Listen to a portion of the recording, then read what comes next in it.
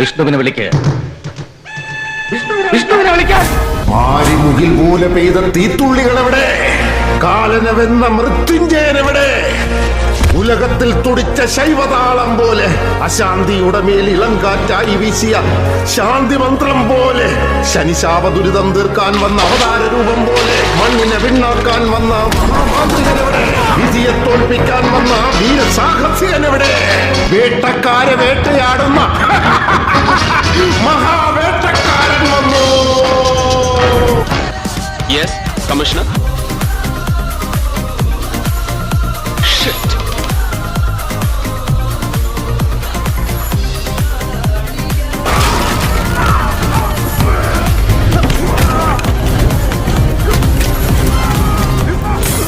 ഒരുമാതിരി ആളെ ആക്കിയിട്ടുള്ള നിന്റെ ഈ പ്രകടനം ഉണ്ടല്ലോ, അത് എന്റെ മറ്റടുത്ത 3ാം ക്ലാസ്സിലെ പിള്ളേർക്ക് മോണോ ആക്ടായി പറഞ്ഞു കൊടുത്തേച്ചാ മതി കേട്ടോടാ. അയ്യോ അലോഷി വെക്കടാവടി. ഉപ്പയ്ക്ക് പറഞ്ഞ മോനാണെങ്കിൽ നായിഡു സ്ട്രീറ്റിൽ നീ വെച്ച ഈ കാല് ഞാൻ എടുക്കുക.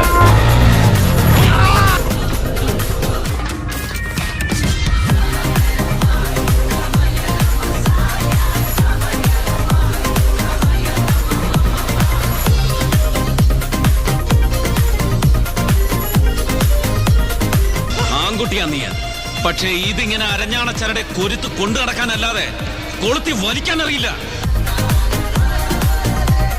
ശ്വേത നാച്ചപ്പയുടെ നെറ്റിയിലേക്ക് നേർക്ക നേരെ നിന്ന് കാഞ്ചി വലിക്കാനുള്ള ആങ്ക് മതിയാവില്ല കുഞ്ഞു മൈൻകുട്ടി അമ്മയിലേക്ക്. ദുഃഖിപ്പിച്ചെങ്കിൽ ക്ഷമിക്കണം, പൊറുക്കണം. ജയിക്കാൻ വേണ്ടി ഏതറ്റം വരെയും പോകുന്ന ശീലമുണ്ടല്ലോ. നിന്റെ ജയിലിന് മുകളിൽ സദാസമയം ഗരുഡൻ പറക്കും. മാധവ, മഹാദേവ. എന്റെ ദൈവേ, എന്റെ മുഖത്ത് വസൂരി വിത്തെറിഞ്ഞ് വികൃതാക്കിയ നിങ്ങൾ പറയും. ഈ ദൈവത്തോട് പൊറുക്കും, നല്ല ദൈവം.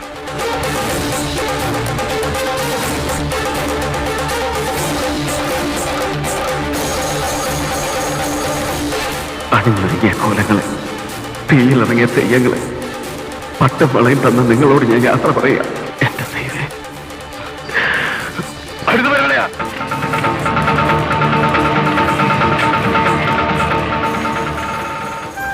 നിനക്കൊരു മനസ്സുണ്ട്. ആ മനസ്സുകൊണ്ട് നീ ഒരിക്കൽ എന്നെ സ്നേഹിച്ചിരുന്നു. ഇല്ല, വെറുക്കാൻ എനിക്ക് കഴിയില്ല. എനിക്ക് നിങ്ങളെ ഇഷ്ടമാവുന്നു. ഒരു നല്ല ഫ്രണ്ട് നിങ്ങൾക്കതാവാൻ കഴിയും. നിന്നെ ഒരു കുഞ്ഞു പൈലോനും വിട്ടുകൊടുക്കുകയല്ലേ കുട്ടപ്പായി.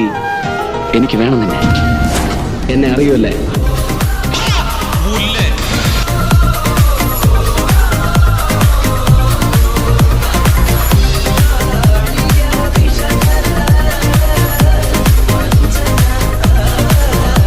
സൂക്തങ്ങളും മന്ത്രങ്ങളും വേദങ്ങളും പഠിച്ച നീ ഭസ്മാസുരന്റെ കഥ മറന്നുപോയല്ലോടാ ചെറ്റേ.